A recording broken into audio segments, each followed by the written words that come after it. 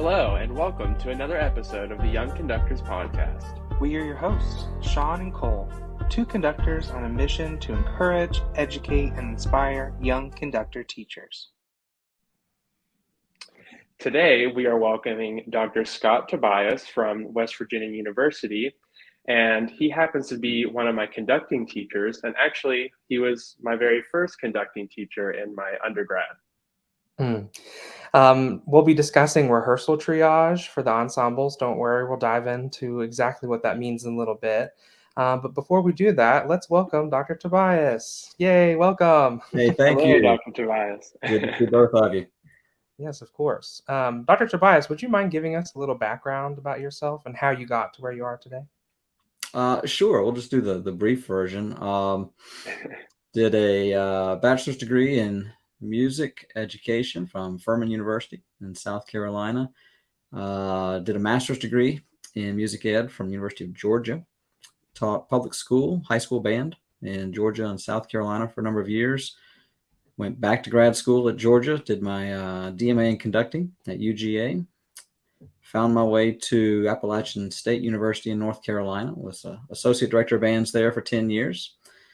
Then went down to Orlando, Florida. Was director of bands at University of Central Florida for 5 years before finding my way to Morgantown, where I've now been for the last 7 years at WVU. 7 years. Congratulations. Doesn't feel like 7 years, does it? No, it doesn't. Yeah, from south to north. That's pretty cool. So thank you so much for being on here. So today we were going to talk about what Dr. Tobias likes to call rehearsal triage. And there are 6 individual topics that we'll talk about, and I'll go through those just briefly, and then we'll get right into it. So the first is tone quality. The second is balance and blend. The third is intonation. The fourth is notes and rhythms. The fifth is style and articulation. And the last is musicality. And Dr. Tobias is going to go into all of those. So why don't we go ahead and get started with tone quality? Well, before we get into that, let me do a little preface here about this terminology and why this system is kind of in place. Sure. This is something that, and I'll do this really briefly here. I found with young conductors and maybe some veteran conductors too, but especially teaching at the university level and seeing young conductors getting in front of an ensemble for the first time and feeling overwhelmed. It's a lot of sensory input coming Absolutely. at you. You stand on the podium and you're focused on the gesture and you're trying to lead the ensemble. And oftentimes I would stop and say, all right, what did you hear? What would you like to say to the ensemble? And people would say, I don't know. There's so much coming at me at one time.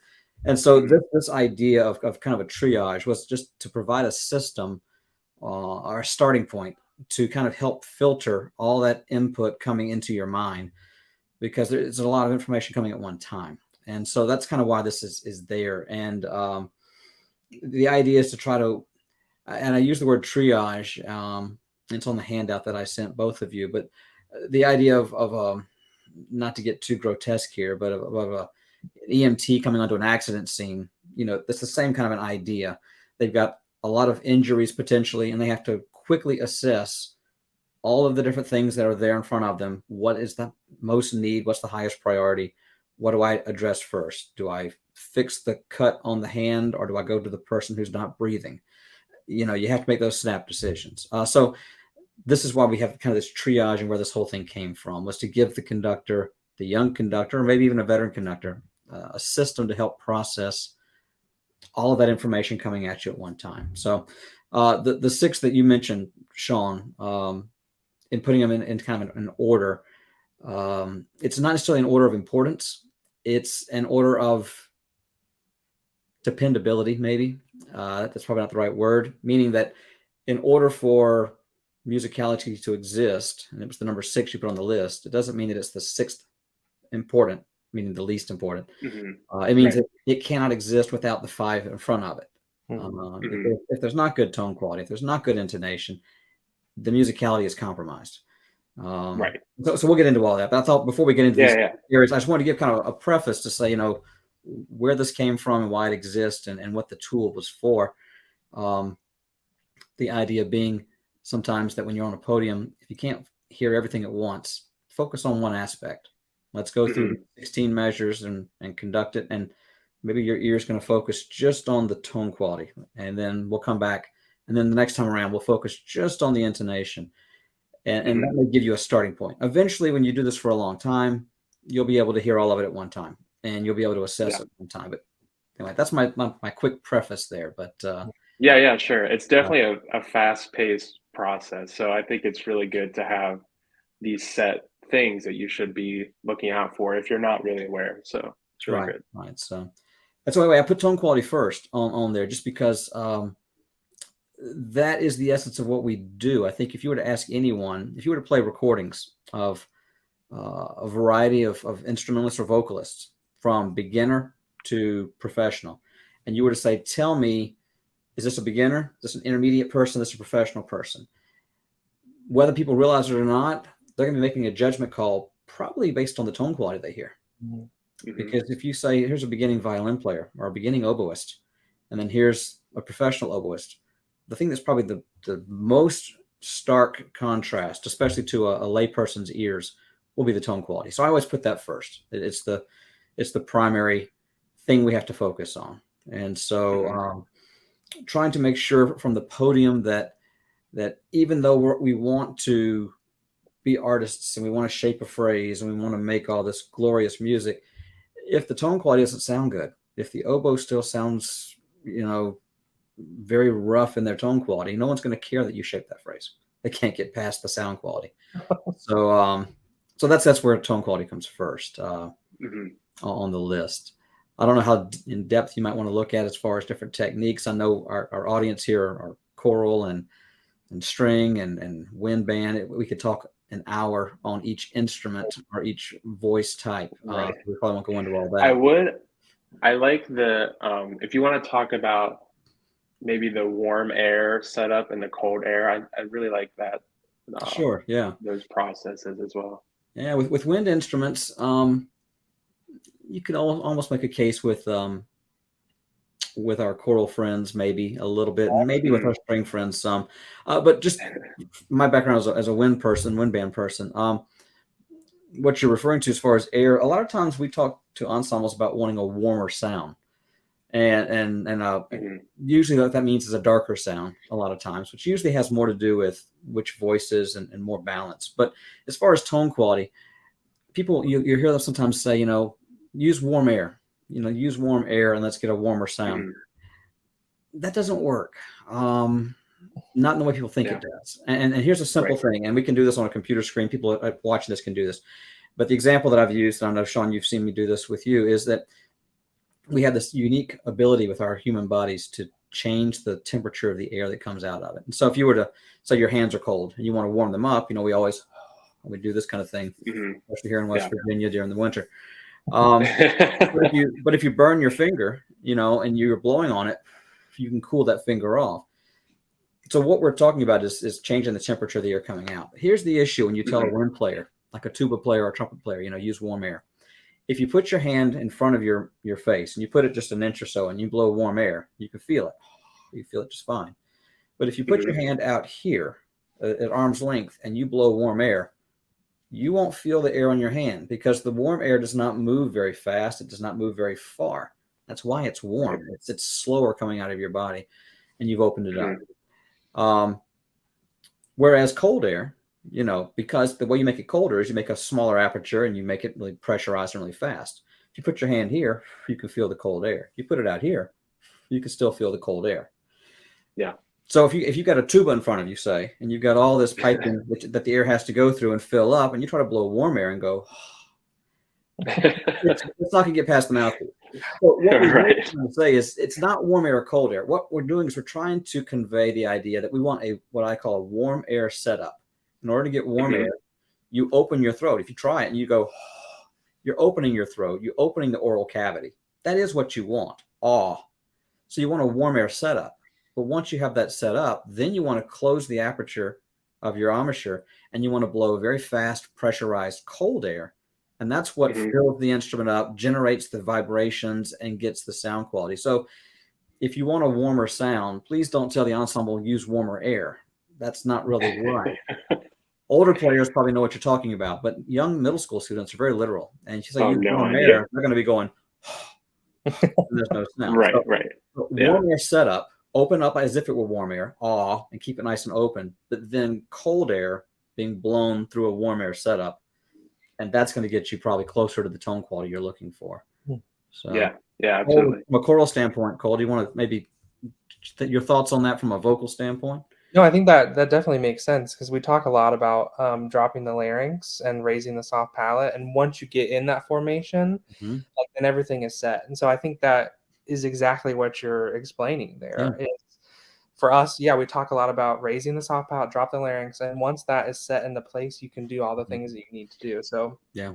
I definitely agree. I've also used warm and cold air to talk about like proper breath speed, because clavicular breathing is more like cold air, Mm-hmm. and then intercostal breathing is more warm air. So I'm vibing with you here. I think this is a great dropping like you're talking about does set that opening up, and then when you raise up in the back, you're creating a smaller opening, which generates that pressurized cold air we're talking about. So yeah, it does work. Mhm. I think that the warm cold air, even for choral singing, I think that using those verbiages for younger singers is a lot more helpful than me telling a student to, drop their larynx, because they're like, what does that mean?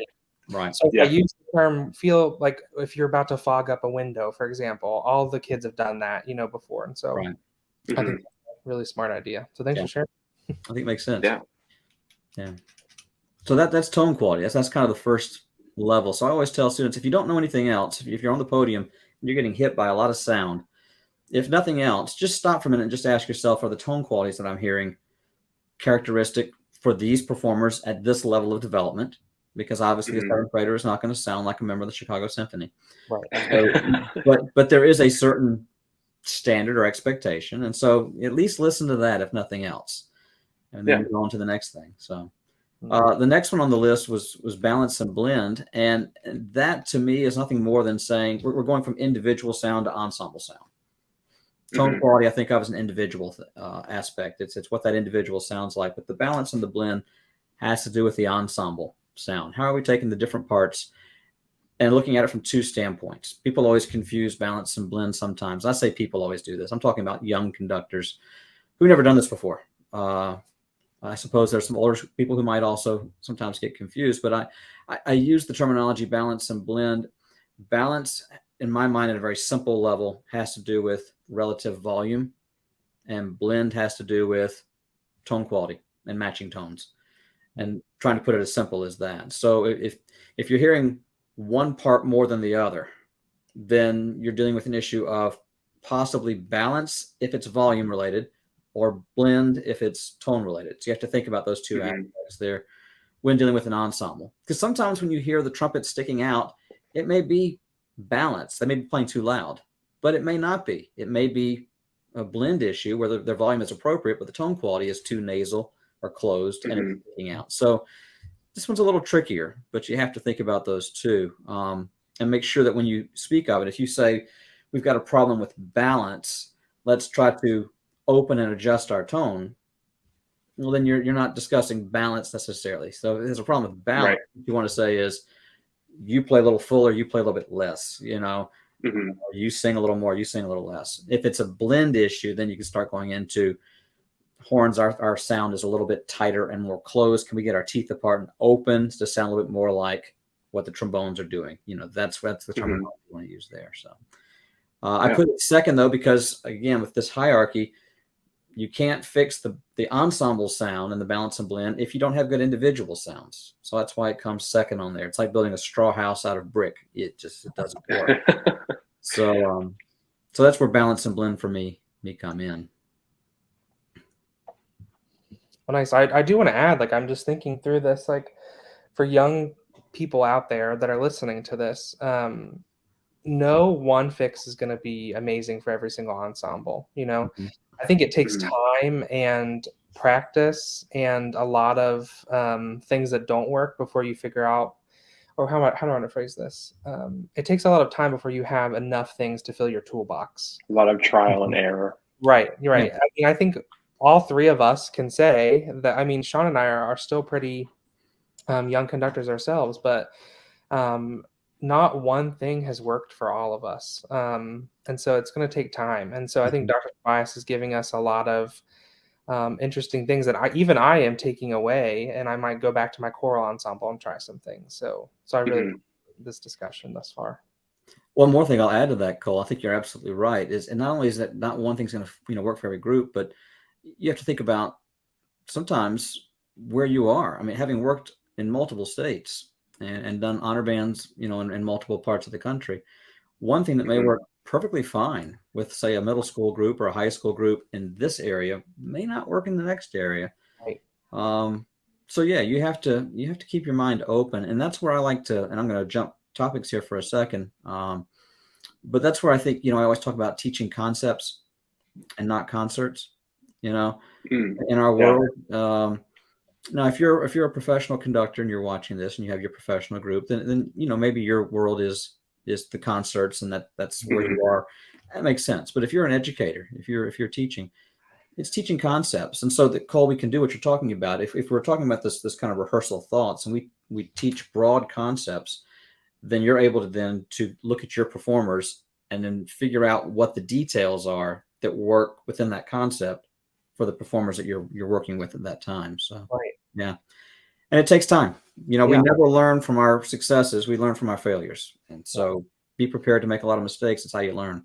Yeah. And I mean, I'm also thinking like how young someone is in their career, but also like how often they're meeting their ensemble. Like if you are an elementary band teacher and you only see your ensemble once or twice a week, like you may not be able to cover all 6 of these things. Oh, absolutely. So like there might be like 1 week or 1 month you're working on tone quality, and then you'll move on to balance and blend. And so I think that is an interesting point to make also, that I don't think, even where I am now that I'm teaching college students as part of my master's degree, I'm not focusing on all 6 of these things in one rehearsal. Hopefully, in most cases, by the time way before the concert even happens, I can get to musicality. But a lot of the rehearsal time is working on sections 1 through 5. So, but you might consider too that maybe for the first 10 minutes you're focused on this aspect. Maybe for the next 10 minutes you're focused on that aspect. Maybe this piece of music needs a little bit more attention on this part of it, but this piece of music you can go to this part. So it's knowing when to focus on what. No, I really like the process of that, because there are several times where you have a conductor that's like, oh, well, make sure you do this crescendo here, or there's a ritardando here, but the ritardando is not, like, no one is playing it together. It's just all awful. And they don't address that. They're just like, well, why aren't you slowing down here? That's what you have to do. And it's like, well, maybe it's because they don't know how to do it. They don't know when to do it. So I think this process is really good.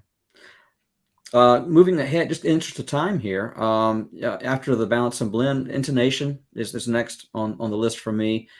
And again, it's not saying that it's less important. It's just, in my mind, in my experience, and in my mind, I found that once you fix tone quality and once you address the balance and the blend of the ensemble, intonation starts to fix itself.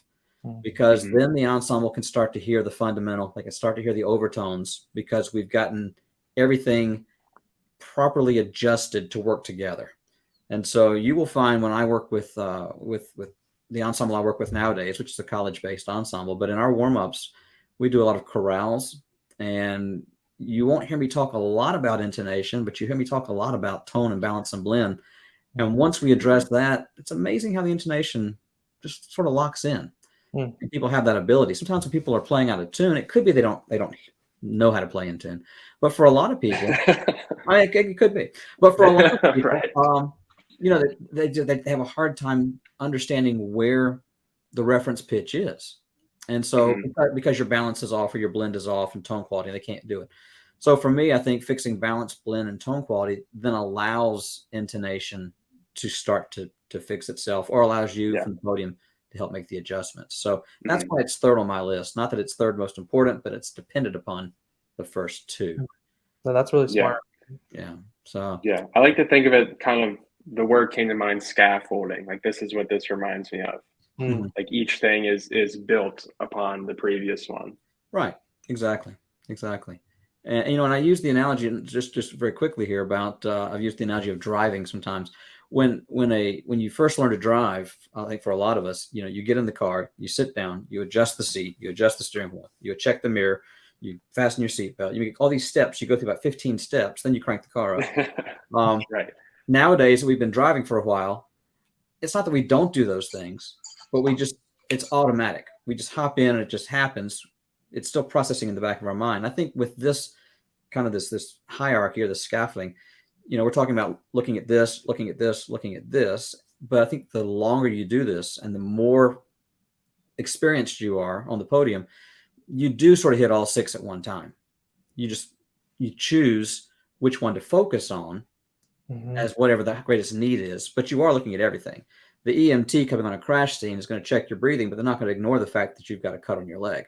They still are aware of it. They just got to get to it when it's appropriate to get to it. So that's something else to think about. So past those three, I put notes and rhythm as number 4. I always have somebody who always makes the comment, well, how can we then do tuning if we're not all playing the same correct note? And they're right. And that's why I say this is not step 1, step 2, step 3. This is think of a linear kind of a thing. They're all 6 happening at the same time. Right. You're breathing while your heart's beating, while the blood's pumping. It's all going on at the same time. It's just the reason I put the notes and rhythms 4th is because in our system sometimes, and people who are watching may have different ways of rehearsing or teaching, but sometimes when we're developing technique, a lot of times we use repetition. And that's trying to just solidify precision or solidify muscle memory or whatever. If we're using a system of repetition, let's try that again. Let's go a little quicker. Let's try it again. Let's go a little quicker to get our technique built up. If we're playing with bad intonation, bad tone, bad blend, and we're repeating it over and over and over for the sake of building technique or getting notes and rhythms right, then you're also repeating over and over bad sounds, bad intonation, and you're creating a habit. So I always say, let's make sure that the tone and the intonation, all that's fixed. So then when we do repeat and do the repetition to build technique, then we're also repeating good intonation and good tone and good balance and blend. Because if you go through and you try to fix all the notes and rhythms, and then you go back afterwards and try to fix the tone quality, you're undoing a habit that you've just already gone. Already gone. Yeah. So that's why for me, number 4. So yes, it's important that they're playing the right note and everyone playing the correct note in order to tune it. That's important. But that's why I put it as number 4, is because I think you have to be careful not to build bad habits unintentionally. So let's get the first fixed while we're doing number 4 and doing that repetition that we do sometimes for learning complex rhythms or for building technique. May I ask, what is the bingo method and the move play method? I'm sorry, say again? What are the bingo and move play method techniques? Oh, that's on the handout I gave you. Bingo technique. And this goes into another whole topic we could talk about. All right. That's okay. This is great. I love this kind of thing. And I'm glad that you asked that question. Bingo technique for me is whenever there's a rhythm problem, if there's a complex rhythm and people are having trouble with it, 9 times out of 10, it's not the notes that are the problem. It's the rests that are the problem. Because we tend to work in this mindset that music is about making sound, and we don't realize that music is about making silence as well as making sound. And if you tell somebody, there's a rhythm, they're having trouble with it, and you say, well, when's the first note? And they'll say, well, it's on 1. What about the second note? It's on E. That's right. When's the last note? It's on Great. So do it. Well, how'd you get that wrong? You just told me the right counts. Well, the problem was they knew it was on 1 E and but they didn't know where 1 E and were in time. It's like where I grew up, in the South, where we'd say, if you're new to town, you ask directions. They may say, well, go down this road to where that garden used to be, and then turn left right next to where Henry crashed his truck 2 years ago. Those are probably legit places, but if you don't know where Henry crashed his truck, and you don't know where the garden used to be, then that means nothing to you. So the student telling you that note's on the of 1, that's great. But if they don't know where the of 1 is, it's a problem. So back to the bingo technique, what I usually will do is it's using the song, the old folk song. There was a farmer had a dog and Bingo was his name. Oh, and then you'd sing it, Bingo. And if you sing it the second time, those of you that grew up with the song know this. The second time, you drop a letter off and you go Ingo, Ingo. And you sing it again and you go Ngo, Ngo. But what are you doing when you sing it those times? In your mind, you're still thinking B, I, even though you're not saying it. So what I will do if there's a rhythm like the 1, E, and have them fill in the gaps, fill in the rest. That's what's giving them problems. And let's just do 1 E and a 2, 1 E and a 2, 1 E and a 2, drop the and, 1 E, a 2, 1 E, a 2. They're still thinking the and. Right. And so they're putting that place in there. And all of a sudden the notes line up where they're supposed to be because now they know where the E and the and are. That's a quick example of that. But I think, it's about helping them fill in the gaps because the problem is never the notes. The problem is always the space. Right. Is what I've found over time. So that's the bingo method. If they don't know the song, you may have to teach the song to them.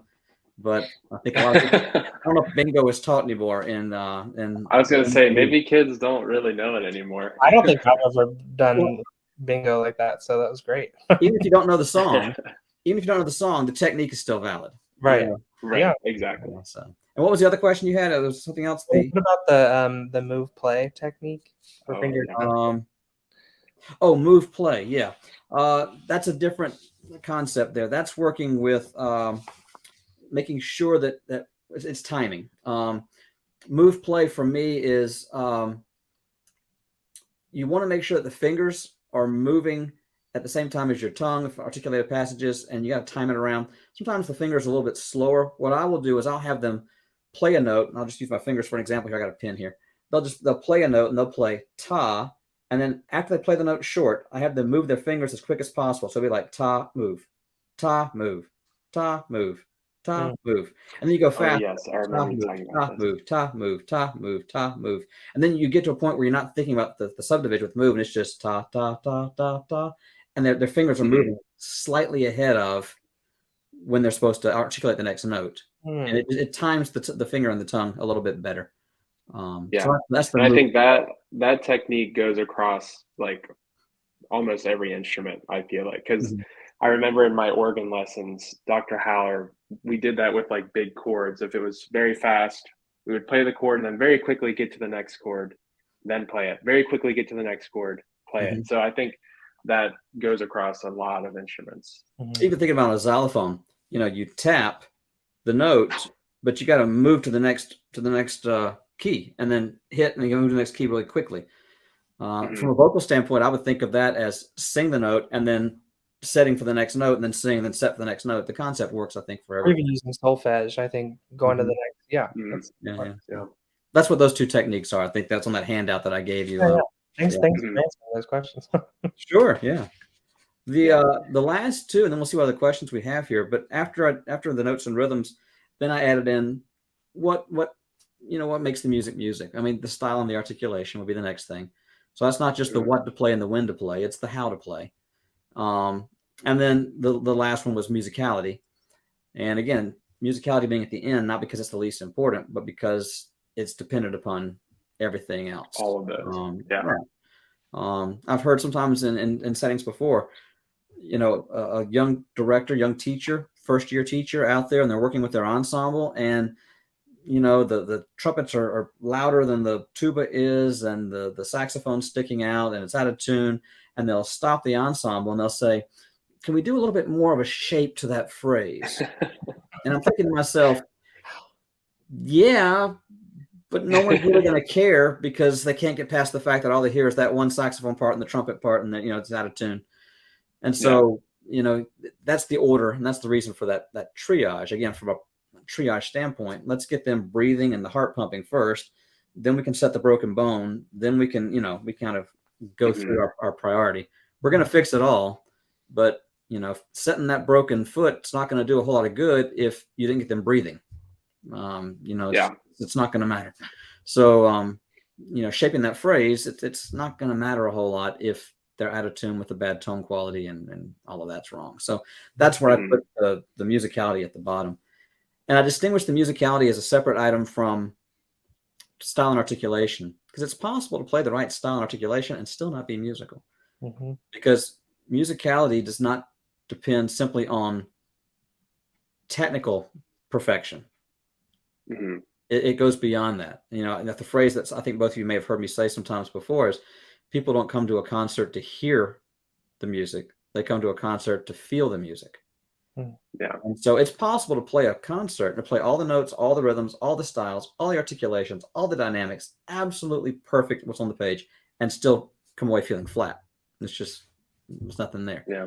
So there's a human element in there. So for me, style and articulation falls more into the technical side. Are you playing the note long, short, the right style? But the musicality is where we bring, we bring the heart to it. And so that's why those two are separate. So, yeah. But that's just, again, it's a checklist. I don't, by the time you're in your 5th, 6th, 7th year on a podium, I don't advocate that you spend a whole day just going through and checking tone qualities, or that. But for the person who stands up in front of an ensemble the first year and goes, I just don't know what to say. I can't filter it. Everything's coming at me at once. I can't tell if they're in tune or not. I can't tell if they're playing the right note or not. It's just too much information. That's where this prioritization, I think, helps a little bit. Just say, all right, just stop for a second. Go back and run it again. And just focus on this one aspect, and let's just see what you come up with. And that's where this whole thought process kind of came from, is to try to help the person there. But as you get older, I think it's still a good concept. It checks us sometimes because of what you said, Sean. If you're on the podium and you're telling someone the musical aspects because you're trying to be the musical director of the ensemble, you can't forget to check the other items. Sometimes you get so wrapped up in showing your interpretation and trying to make music out of it that you fail to pay attention to the fact that the balance may be off or something else. Right. You have that extra set of ears in the audience sometimes listening during a dress rehearsal, and they'll tell you, whoa, we got too much of this, too much of that. And sometimes you're thinking, really? I didn't notice, because you were so worried about trying to do the musical aspect. So this system is just kind of a way to check and make sure that everything is there, that you cover all of it. So anyway, hope that helps a little bit. No, absolutely. I think this is perfect for our audience. Like, our audience, I would say, is either like the same age as Cole and I, or even younger. So this is very helpful for emerging conductors, and even how you said veteran conductors. I think could be a checklist for them as well. I wanted to add, correct me if I'm wrong, you might have already said this, but I know, like, being in your ensemble, we hit a lot of these things in our warm-up. Like in our chorale warm-up, we did a lot of this stuff. So I think, if you have your own ensemble now, maybe like leave that amount of time, like 15 minutes for a warm-up. And Dr. Tobias calls it ensemble development, which instead of a warm-up, which I think is a really cool idea. So yeah, leave time to do those type of things right at the beginning of rehearsal, because in the long run, it's very beneficial for the repertoire that you're going to get into. Absolutely. And that's why I call it ensemble development, because if you think of it as a warm-up, you're thinking of it more as a pragmatic, we're getting warm air on the instruments, we're loosening our embouchure, and you move on. But educational psychologists will tell you, and I think all of us will agree, we are most focused at the first 10 or 15 minutes of a class or a meeting or whatever we do in life. After that time, we start to wane. It's just how the brain works. And so that's your prime teaching time. And I've always found, if you can teach these concepts, teaching concepts at the beginning, then you can spend more time on the music later on, because you don't have to fix things. If you teach students how to hear the right balance, can you teach them how to hear intonation and how their instruments work and what to do to adjust that? If they can learn that in these ensemble development times at the beginning, then when you get into the rest of the rehearsal, you don't have to stop and worry about that. They're fixing it on their own because you've taught them how to do that. Now you can spend the time with all the interpretation and the music stuff. So I stopped calling it warm-ups a long time ago. It's ensemble development, because we're trying to develop the ensemble in whatever way they need, develop a better sound, develop better listening, whatever it might happen to be. It's very clever. I remember seeing it on the board for the first time, and I was like, that's interesting. Then I kind of fell in love with it. I was like, oh yeah, that's actually really great. And And one thing came to mind during when you were talking about notes and rhythms and timing. Mhm. I do remember during our ensemble development, you sometimes would do an exercise where you would give us a downbeat. We all play like a concert B flat or something. And then you would say, come back in on the seventh beat Oh yeah. without you conducting. And then we would all just have to, really focus and subdivide. And the first time we were like really bad at it. Like it's a hard thing to do. So, that's something else that people could do with their ensembles as well.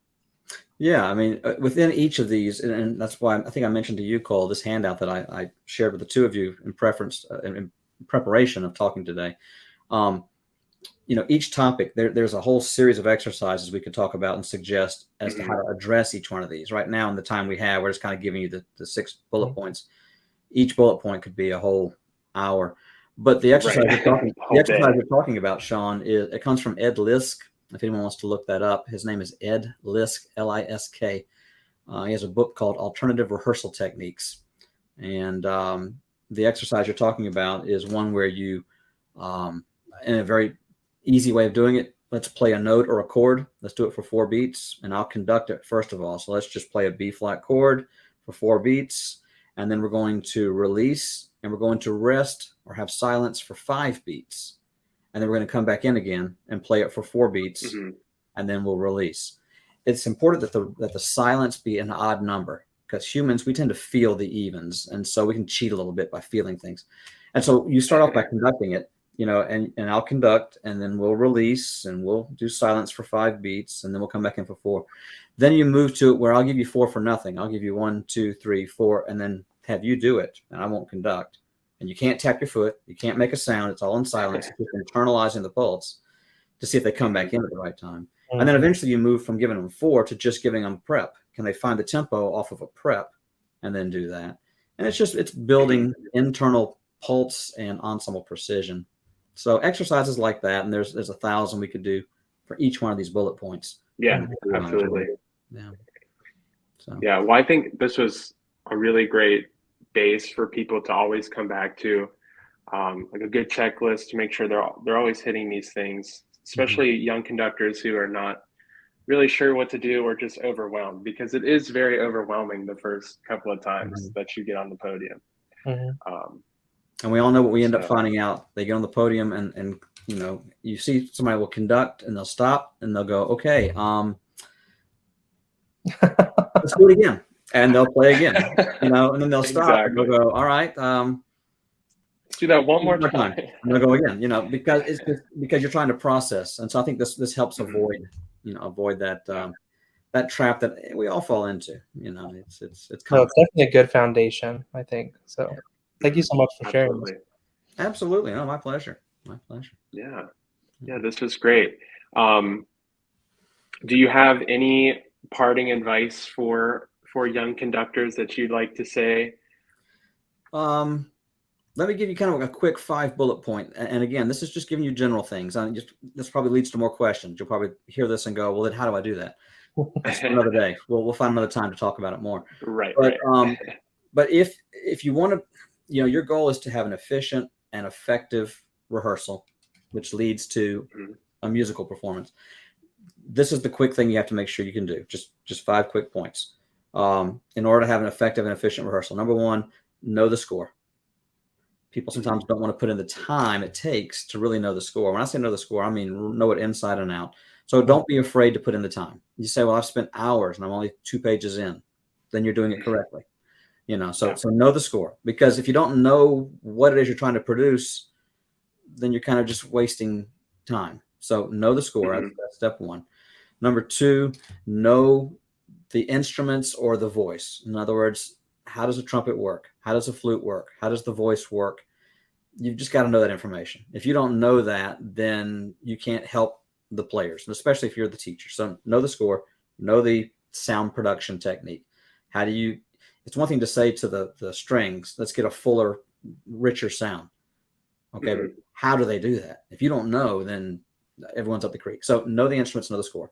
Number 3, know your players. That will take some time. But when I say know your players, know who they are, know what their level is, know their process of learning, because everyone learns different. You may know that this student needs a lot of encouragement and a lot of positivity. This student only works well under pressure. This student likes structure. This person likes a little bit more freedom. You just got to know your people, because otherwise you can't communicate with them. So know the score, know the instruments, and know your people. And then from all that, have a plan. You may not stick with it, but always have a plan. All right. Plans are meant to be adjusted. And then number 5, just don't forget what the end goal is. And that is, music's not meant to be heard. It's meant to be felt.